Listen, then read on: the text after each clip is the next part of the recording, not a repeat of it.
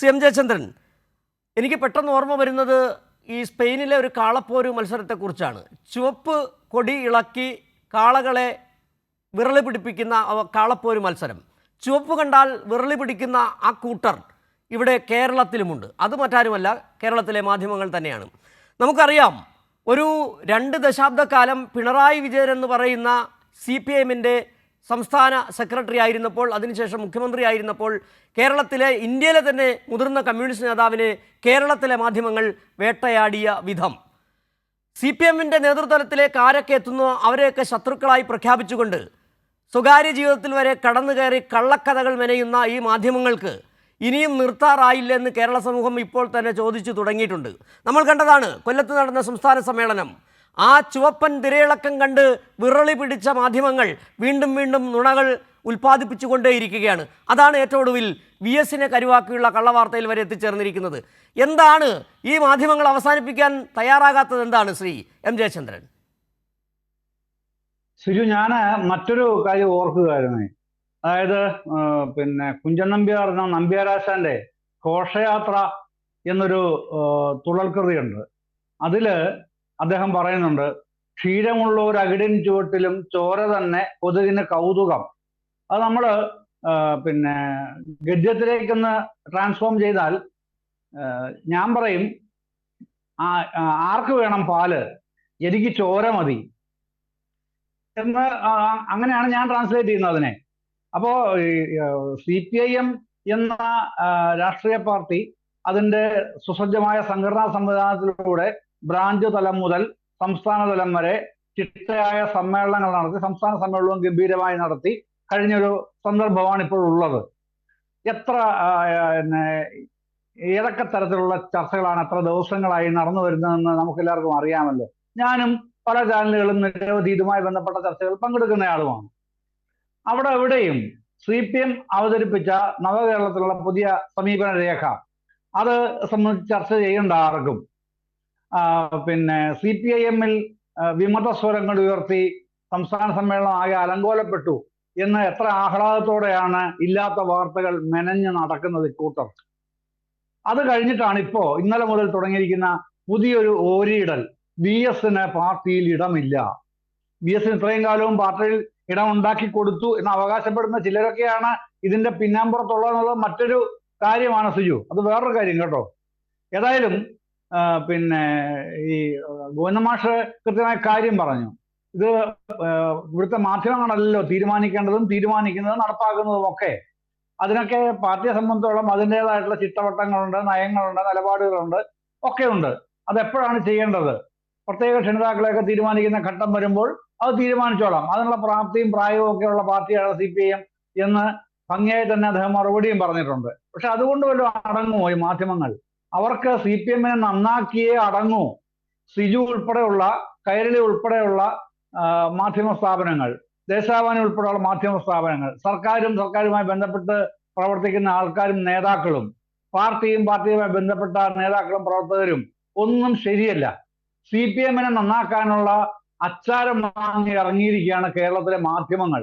എത്ര ഗംഭീരമായിട്ടാണ് CPIM-നെ അത് നന്നാക്കിക്കൊണ്ടിരിക്കുന്നതെന്ന് കേരളത്തിലെ ജനങ്ങൾ മുഴുവൻ കണ്ടുകൊണ്ടും ഇരിക്കുന്നുണ്ടല്ലോ. രാത്രികാലത്ത് ചർച്ചയാവുമ്പോഴേക്ക് ഏതെങ്കിലുമൊക്കെ വിരുദ്ധപക്ഷത്തു നിന്നും പ്രതിപക്ഷ പാർട്ടികളിൽ നിന്നുള്ള ആൾക്കാരെ കൂടെ വിളിച്ചിരുത്തി CPIM-നെതിരെ ചർച്ച നടത്തുക. ആ ചർച്ചയിലാണ് എല്ലാം പൂത്തുലയുന്നത്. തങ്ങൾ CPIM-നെ നന്നാക്കുന്നത് മുഴുവനും ആ അന്തിചർച്ചകളിലുമാണ്. അതുകൊണ്ട് കേരളത്തിൽ CPIM-നെതിരെയുള്ള ഭയങ്കരമായ വികാരം ഉണ്ടാവുകയും കൊല്ലം സമ്മേളനം പൊട്ടിപ്പൊളിഞ്ഞ് പാളീസാവുകയും ചെയ്തു എന്നൊക്കെയാണ് ഇവിടെ ധരിച്ചു വെച്ചിരിക്കുന്നത്. പക്ഷെ അവർക്ക് പോലും, അവർക്ക് മലയാള മനോരമയ്ക്ക് ഉൾപ്പെടെ, മാതൃഭൂമിക്ക് ഉൾപ്പെടെ, മറ്റെല്ലാ പത്രങ്ങൾക്കും ഉൾപ്പെടെ കൊടുക്കേണ്ടി വന്നു അന്നത്തെ ചിത്രം പിറ്റേ ദിവസത്തെ പത്രത്തിൽ, ചുവപ്പ് സേന പരേഡ് ഉൾപ്പെടെയുള്ളത്. എന്തുകൊണ്ടാണത്? അവഗണിക്കാൻ കഴിയാത്ത അത്ര അജയ്യമായ ശക്തിയാണ് അവിടെ വന്നത്.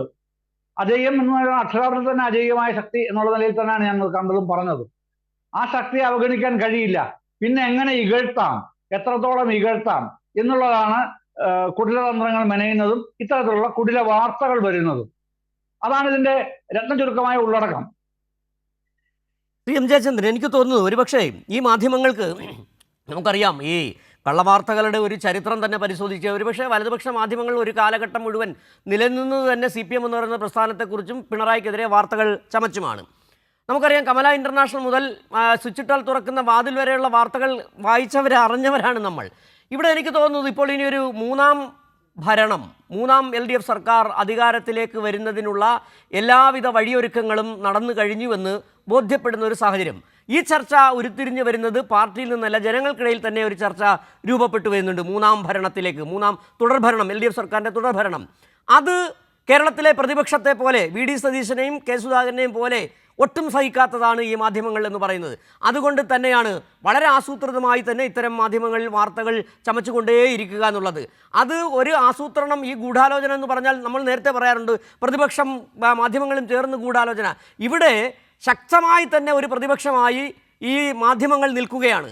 അത് VD സതീശനേക്കാൾ, ഒരുപക്ഷെ K സുധാകരനേക്കാൾ, കുഞ്ഞാലിക്കുട്ടിയേക്കാൾ അതിതീവ്രമായി തന്നെ CPM-നെതിരെ കള്ളക്കഥകൾ ചമയ്ക്കുകയാണ്. ആ മൂന്നാം ഭരണം, ആ തുടർഭരണം അവർക്ക് സഹിക്കാൻ കഴിയുന്നില്ല എന്നുകൂടി നമുക്ക് വായിച്ചെടുക്കേണ്ടി വരുന്നു. മൂന്നാം ഭരണമെന്നല്ല, അവർക്ക് സഹിക്കാൻ കഴിയാത്ത CPIM എന്ന രാഷ്ട്രീയ പ്രസ്ഥാനത്തിന്റെ കരുത്താണ്. അതിനെ നയിക്കുന്നവരെ തകർക്കാനുള്ള എല്ലാ ശ്രമങ്ങളും നിരന്തരം വിഫലമായി പോകുന്നതിന്റെ അങ്ങേയറ്റത്തെ പരിഭ്രാന്തിയാണ്. ആ പരിഭ്രാന്തിയിൽ നിന്നാണ് ഇത്തരത്തിലുള്ള കുടില വാർത്തകളൊക്കെ മെനഞ്ഞുകൊണ്ടേയിരിക്കുന്നത് നിരന്തരമായി. ഞാൻ എത്രയോ കാലമായി കാണുകയും എഴുതുകയും പറയുകയും ചെയ്യുന്നതാണ് സിജു ഇതൊക്കെ. എന്നാലും ഒരു പറ്റം ആൾക്കാർ അതിൽ തന്നെ ഇങ്ങനെ ഒരുതരം ആത്മരതിയോടെ ഇടപെട്ടുകൊണ്ടേ ഇരിക്കുകയാണ്. എങ്ങനെങ്കിലും ഈ ഒരു ബിരിയാണി കിട്ടിയാലോ എന്നുള്ള ഒരു ചിന്താഗതിയിൽ കാര്യങ്ങൾ കൊണ്ടു നടക്കുകയോ ചെയ്യുകയാണ്. അപ്പൊ അതിനൊക്കെ പണം മുടക്കാൻ ആൾക്കാരുണ്ടെന്നുള്ളതാണ് മറ്റൊരു വസ്തുത കേട്ടോ. അതുകൊണ്ടാണ് ഒരിക്കൽ പിണറായി പിന്നീട് തിരുത്തേണ്ടി വരാത്ത വിധം ഒരു കാര്യം പ്രസ്താവിച്ചത്. മാധ്യമ സിൻഡിക്കേറ്റ് എന്ന് അദ്ദേഹം 2007 പ്രസ്താവിക്കുന്നുണ്ടല്ലോ, പ്രസ്താവന നടത്തുന്നുണ്ടല്ലോ. അത് ഇന്നുവരെ തിരുത്തേണ്ടി വന്നിട്ടില്ല. ആ തരത്തിൽ മാധ്യമ സിൻഡിക്കേറ്റ് ഒളിഞ്ഞും തെളിഞ്ഞും പല ഘട്ടങ്ങളിലായി പ്രവർത്തിച്ചുകൊണ്ടിരുന്നിട്ടുണ്ടല്ലോ. ഇപ്പോൾ ആ സിൻഡിക്കേറ്റ് തകർന്നു. പക്ഷെ സിൻഡിക്കേറ്റിൽ ഉണ്ടായിരുന്ന അംഗങ്ങൾ ഒറ്റയ്ക്കും തെറ്റയ്ക്കും നടത്തുന്ന പരിശ്രമങ്ങളുടെ ഓരോരോ കാര്യങ്ങളാണ് നമ്മൾ പല ഘട്ടങ്ങളിലേക്ക് കണ്ടുകൊണ്ടിരിക്കുന്നത്. പക്ഷെ ഒരു പ്രധാനപ്പെട്ട കാര്യം എന്ന് പറഞ്ഞാൽ, ഇത്തരം കാര്യങ്ങളൊക്കെ നടക്കുമ്പോഴും CPIM എന്ന രാഷ്ട്രീയ പാർട്ടി എന്താണ് ചിന്തിക്കുന്നത്, എന്താണ് പ്രവർത്തിക്കുന്നത്, അത് കേരളത്തിനും കേരളത്തിലെ ജനങ്ങൾക്കും എത്രത്തോളം ഗുണകരമാണ് എന്നുള്ളതൊക്കെ ജനങ്ങളുടെ ബോധ്യത്തിലുണ്ട്. അത് തന്നെയാണ് മുഖ്യമന്ത്രി പതിവായി പറയുന്ന ഒരു വാചകമുണ്ടല്ലോ, ഭരണത്തിന്റെ സ്വാദ്. ആ സ്വാദ് ജനങ്ങൾക്ക് അനുഭവവേദ്യമാകണം. അത് തന്നെയാണ് കാണുന്നതും. ജനങ്ങൾക്ക് ഭരണത്തിന്റെ സ്വാദ് അനുഭവവേദ്യമാകുന്നു എന്നതിന്റെ തെളിവുകൾ തന്നെ രണ്ടാം പിണറായി സർക്കാർ വന്നതിന്റെ കാര്യം. അതുകൊണ്ട് തന്നെയാണ് മൂന്നാം ഭരണത്തിലേക്ക് പോകുന്നുവെന്ന് കൊല്ലം സംസ്ഥാന സമ്മേളനം തീരുമാനിക്കുകയും ചെയ്യുന്നത്. ലക്ഷ്യം വെക്കുന്ന പ്രധാനപ്പെട്ട അടിയന്തര കടമ എന്ന് പറയുന്നത് ഈ വർഷം ഒടുവിൽ നടക്കുന്ന പഞ്ചായത്ത് തെരഞ്ഞെടുപ്പ്, അടുത്ത വർഷം മെയ്യിൽ നടക്കാനിരിക്കുന്ന നിയമസഭാ തെരഞ്ഞെടുപ്പ്. ഇതാണ് തങ്ങളുടെ ലക്ഷ്യം എന്ന് പരസ്യമായി തന്നെയാണല്ലോ CPM നിലപാട് പ്രഖ്യാപിച്ചത്. അങ്ങനെ പ്രഖ്യാപിക്കുമ്പോൾ കേരളത്തിന് മുമ്പോട്ട് പോകണമെങ്കിൽ ഉള്ള വൈതരണികൾ, കടമ്പകൾ, പ്രതിസന്ധികൾ, അതിനൊക്കെ എങ്ങനെ മറികടക്കാൻ കഴിയും എന്നുള്ളതിന്റെ പാർട്ടിയുടെ ആലോചന പ്രതിനിധികൾക്ക് മുമ്പിൽ അവതരിപ്പിച്ചുകൊണ്ട് ഒരു നയരേഖ അവതരിപ്പിക്കുന്നു. അപ്പോഴാണ് ഇന്നൊരു പത്രം, പേര് പറയുന്നത് കുഴപ്പമില്ല, ദീപിക ദിനപത്രത്തിന്റെ എഡിറ്റ് പേജിൽ ഒരു ലേഖനം ഞാൻ ഇന്ന് വായിച്ചു. അപ്പോ കോടിയേരി ബാലകൃഷ്ണൻ ജീവിച്ചിരിക്കുന്നുണ്ടായിരുന്നെങ്കിൽ ഇങ്ങനെ ഒരു രേഖ പിണറായി വിജയൻ അവതരിപ്പിക്കാൻ ഒരു കാരണവശാലും അവസരം കൊടുക്കില്ലായിരുന്നു എന്നാണ് ലേഖനകർത്താവ്, ദീപികയുടെ സ്റ്റാഫ് തന്നെയാണ് എഴുതിയിട്ടുള്ളത്. അപ്പൊ ഈ എത്രത്തോളമാണ് ഈ ബോധപൂർവമുള്ള മറവി എന്നാണ് ഞാനിത് വായിച്ചപ്പോൾ ഓർത്തത്. കാരണം 2022 കോടിയേരി ജീവിച്ചിരുന്നപ്പോൾ കോടിയേരി തന്നെയാണ് മൈക്കിലൂടെ വിളിച്ചു പറയുന്നത് ലോകം മുഴുവൻ കേൾക്കുന്നത്. ഇതാ ഇനി അടുത്തത് മുഖ്യമന്ത്രി ശ്രീ പിണറായി വിജയൻ കേരളത്തിന്റെ പുതിയ വികസന സമീപനത്തെ സംബന്ധിച്ചൊരു നയരേഖ അവതരിപ്പിക്കുകയാണ് എന്ന് അദ്ദേഹം അനൗൺസ് ചെയ്യുന്നു. പിന്നാലെ മുഖ്യമന്ത്രിയെ ക്ഷണിച്ച് അദ്ദേഹം ഒന്ന് അവതരിപ്പിക്കുന്നു. ആ 2022 കൊല്ലത്തെ സമ്മേളനം കണ്ടതാണ്. എന്നിട്ടാണ് ഈ വിദ്വാനിപ്പ് ഇങ്ങനെ പറയുകയാണ്, കോടിയേരി ബാലകൃഷ്ണൻ ജീവിച്ചിട്ടുണ്ടായിരുന്നെങ്കിൽ ഇത്തരമൊരു രേഖ അവതരിപ്പിക്കാൻ പിണറായി ധൈര്യപ്പെടില്ലായിരുന്നു എന്ന് പറഞ്ഞാൽ എത്രമേൽ ഒന്നുകിൽ ഈ ചരിത്രത്തോടുള്ള അജ്ഞത, അല്ലെങ്കിൽ ബോധപൂർവ്വം നുണ പ്രചരിപ്പിക്കാനുള്ള ഔത്സുക്യം, ഇതാണല്ലോ കാണുന്നത്. ഇത്തരത്തിലുള്ള കാര്യങ്ങളാണ് നിരന്തരം നടന്നുകൊണ്ടിരിക്കുന്നത്. അങ്ങനെ എത്ര ഇകഴ്ത്തിയിട്ടും പാർട്ടി സമ്മേളനങ്ങൾ അത്രയധികം കെട്ടുറപ്പോടുകൂടി തന്നെ നടന്നു എന്നുള്ളതാണ് ഏറ്റവും പ്രധാനപ്പെട്ട കാര്യം. അതിനുശേഷം താങ്കൾ മുമ്പ് സൂചിപ്പിച്ചതുപോലെയുള്ള ചില അബറേഷൻസ്, ചില വ്യതിയാനങ്ങൾ ഉണ്ടായിട്ടുണ്ട്. ആ വ്യതിയാനങ്ങളിൽ പെട്ട ആൾക്കാർ തന്നെ, അത്തരം സഖാക്കൾ തന്നെ തങ്ങളുടെ തെറ്റേറ്റു പറഞ്ഞ് പരസ്യമായി തന്നെ തിരുത്താൻ തയ്യാറാവുന്ന നടപടിയും ഇന്ന് കണ്ടല്ലോ. ഇന്ന് ഏറ്റവും ഒടുവിൽ കണ്ടത് കടകംപള്ളിയുടെ സ്റ്റേറ്റ്മെന്റ് ആണ് കണ്ടത്. പിന്നെ താൻ അങ്ങനെ ഒരാളല്ല, തനിക്ക് വേണ്ടി സംസാരിക്കാൻ ഒരു മാധ്യമത്തിന്റെയും സഹായം ആവശ്യമില്ല, അവരെ ചുമതലപ്പെടുത്തിയിട്ടില്ല, എന്റെ പാർട്ടിയിൽ സ്റ്റേറ്റ് കമ്മിറ്റി വരെ ഞാൻ എത്തിയത് വലിയ ബഹുമതിയായിട്ട് തന്നെയാണ് ഞാൻ കാണുന്നത്, എന്നെപ്പോലുള്ള അനവധി ആൾക്കാർ കാണുന്നത് എന്നതടക്കം കടകംപള്ളി വ്യക്തമായി കേരളീയ പൊതുസമൂഹത്തിനോട് കാര്യങ്ങൾ വ്യക്തമാക്കി കഴിഞ്ഞു. അതുപോലെ തന്നെ പിന്നെ പത്മകുമാർ പറഞ്ഞല്ലോ, അതുപോലെ തന്നെ സുകന്യ പറഞ്ഞല്ലോ, എല്ലാവരും പറഞ്ഞില്ലേ? ആരാണ് പറയാൻ ബാക്കിയുള്ളത്? എന്നാലെങ്കിലും ഇവർ നിർത്തുമോ?